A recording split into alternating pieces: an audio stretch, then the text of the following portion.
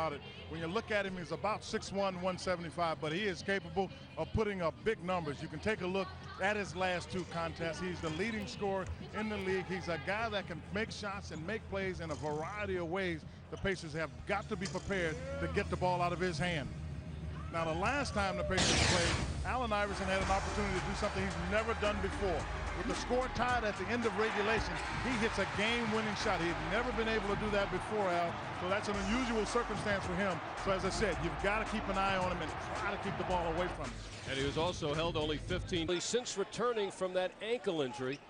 And that averages out to 28 points a game. You know the game he had against Chicago was sensational. That's a normal Allen Iverson night.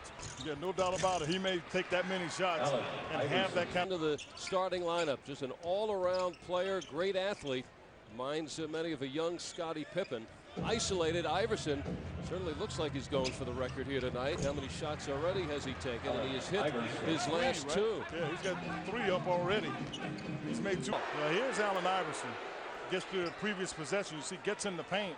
And at 6'1", he still rises. He gets up. And Crozier, who never argues with the official, has a couple of words with Joe Forte there. Iverson comes back, swish. Yeah, he's feeling it. Only 5 shots. Iverson, off balance, turns into a pass to Kenny Thomas. So Iverson will get 3 in his 2 pouting. He only played 48 games, and actually the Sixers will call it. That's a bad call. Pacers got to be aware of that. And a timeout take. Philadelphia Warriors. The Sixers also wondered that they might not be able to spasms in Chicago. He only played 9 minutes. Johnson made 11. Then he shot 21 foul shots. He's got a point on Kobe. Depending on you offensively. Jones gets himself in trouble, and Iverson is gone. Of this second period. In the first, he already put together his highlight reel in 11 minutes, took 8 shots, hit 4 of them. Also went to the foul line 7 times, hit 6 of those, and 14 over. And it's an 8-0 run for the Pacers. They put Jim O'Brien in a tough bind because Korver hadn't made a shot. And then defensively, he can't stop Fred Jones. So at some point, third, and then just hanging on because they had addressed only the minimum of 8 players, even though that game, the big 3 for 29. Steven Jackson had 5 3-pointers at 17 points. Yeah, but Reggie doesn't normally do that. Must have been called out of the timeout. Under the radar screen tonight, Reggie Miller, a quiet 8 points in the time that he has played. A very loud 18 for Iverson. This time he gets He has 10 points tonight and 5 of 5 from the foul line. And Indiana by 11, trying to stop the red-hot Allen Iverson for 3. And he hits, and he's just fading away off balance. He had absolutely no lift on that. Iverson against Johnson. Squirts by, and the foul. First of all, he gets his second personal foul. And here is Iverson. He finds the 3 days off, and he has clicked 7 points in his 8 minutes. Indiana sloppy the first 2 possessions, and Iverson just whisks by. And that was an excellent feeling it tonight, coming off his low of 4 points against Chicago.